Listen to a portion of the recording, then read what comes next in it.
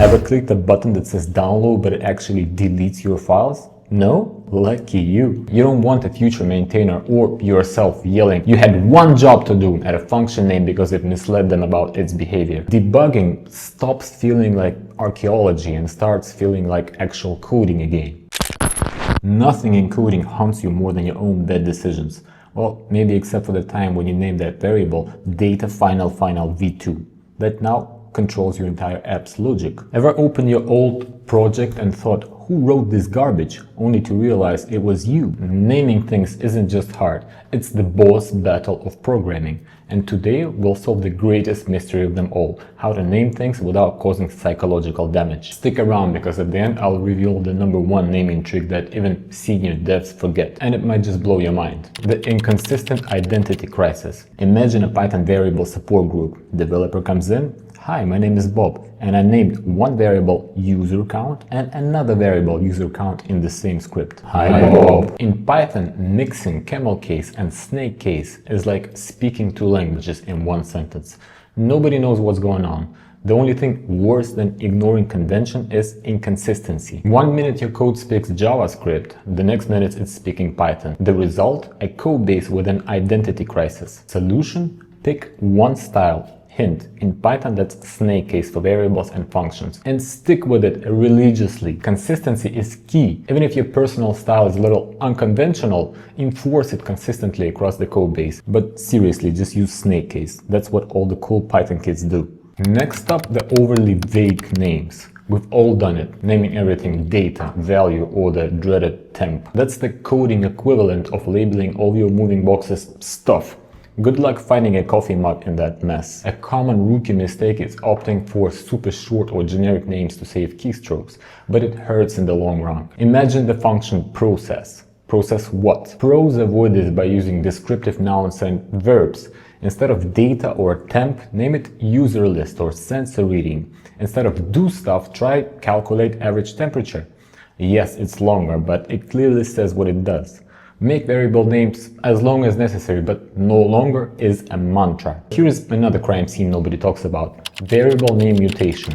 You create a variable, let's say data with rolling features, and 20 lines later it's no longer rolling anything and barely even data, but the name stays. That's like naming your dog Puppy and still calling it that when it's 14 years old and grumpy. If the meaning of the variable changes, rename it immediately. A lie in the name becomes a lie in the logic, and lies in logic create bugs that survive for generations. The name should smell like the value it holds. Figuratively, of course, please don't sniff your code. Now, let's address a style felony, using mixed case or camel case for regular variables or functions in Python. In Java, is alive might fly, but in Python we prefer is alive. Python means snake, get it? If you sneak a camel case function into Python code, even some linters may complain. The PEP 8 style guide clearly says underscores for functions and variables, save camel case for classes, and use snake case for everything else. Let's talk single letter variables. Ever had code with I or O as a variable name? Was that a lowercase l or number 1?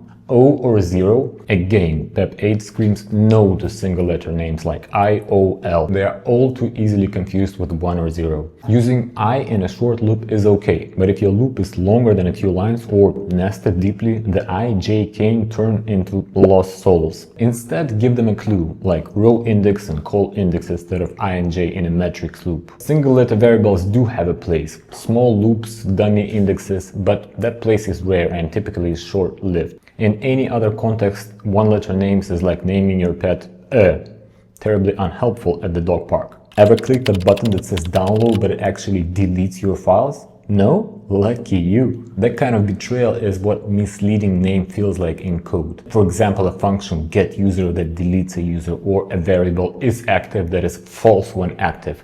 That's a trust issue. Always name functions for exactly what they do. If a function saves data to a database, call it save user data, not get user data.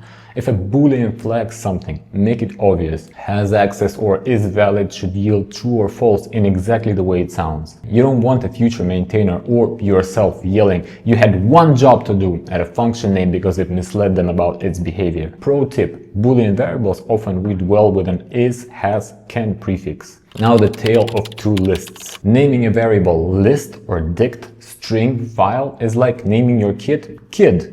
It overshadows something fundamental. In Python, list is a built-in type. If you use list as a variable name, you just trample Python's own list constructor. Now the list method won't work if it refers to your list object and not the list type, causing bizarre errors. Beginners do this a lot by accident, and it leads to head-scratching bugs. Fix: never use built-in types or function names for your own variables. Quick safety check. If a name turns green in your IDE, pick a different name. If you must use a word like class or type, which are reserved keywords, one trick is to append an underscore, but usually you can just find a better name, student class instead of class.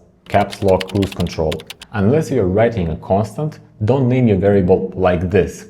In Python, all caps names are typically reserved for constants, values that never change. If you name a regular variable in all caps, developers will assume it's a constant, and if it changes, surprise, you've confused everyone.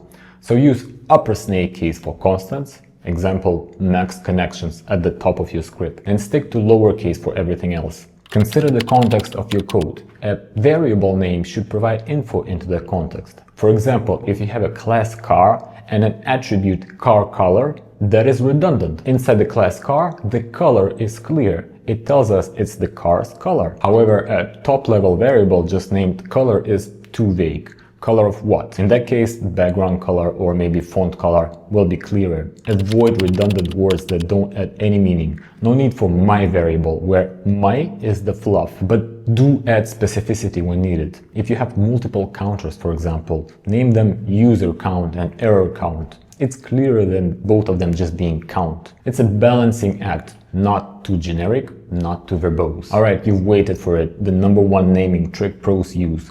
Drumroll, they name for readability, not just functionality. That's it. Pro developers imagine themselves or someone else in future reading their code and ask themselves, will this name make sense instantly? They choose clarity over cleverness. It sounds simple, but it's a mindset shift. For every variable, every function, pause and think. If a stranger reads this, would they get it? If the answer maybe not, time to rename. Write code for humans first, computers second. The result?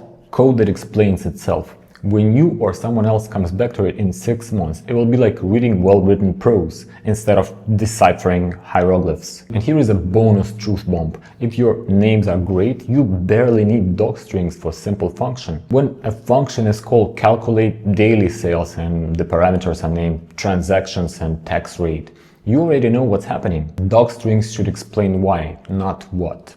If a variable or function needs a paragraph of explanation, that's usually a naming problem.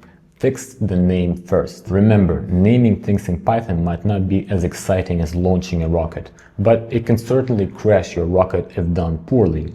When your variables describe exactly what they hold and your functions announce exactly what they do, debugging stops feeling like archaeology and starts feeling like actual coding again. Write names so obvious that even a sleep-deprived developer at 3 a.m. can understand them. Thanks for watching.